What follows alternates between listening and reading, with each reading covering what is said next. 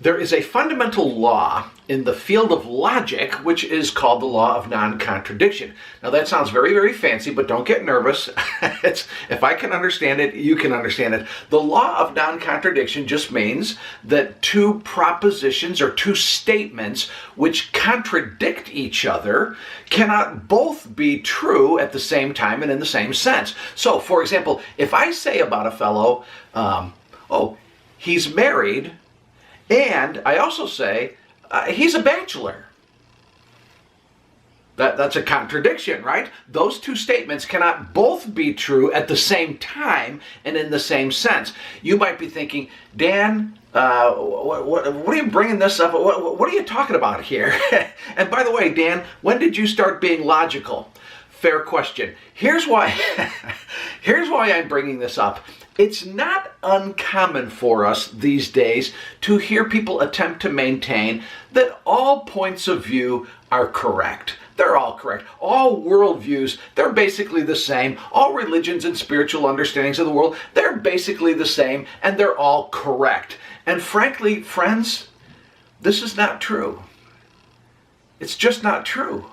Now, I think the people who say this kind of thing, often they mean well.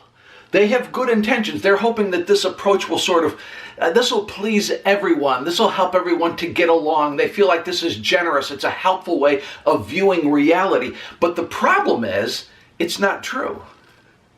It's not true. It's logically flawed because these various points of view that people hold, various worldviews, the various religions of the world, spiritual understandings, they're contradictory. I mean, read about them. They contradict each other. Therefore, they can't all be true based on the law of non-contradiction. By the way, this is not being mean. This is not being unfair or narrow-minded. It's just reality.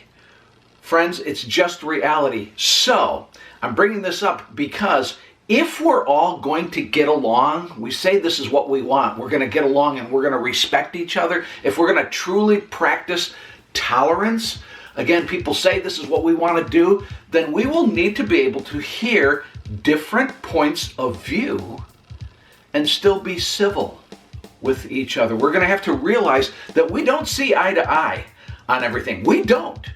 And yet we can still be courteous and polite and gracious with each other. Hey friends, some of us have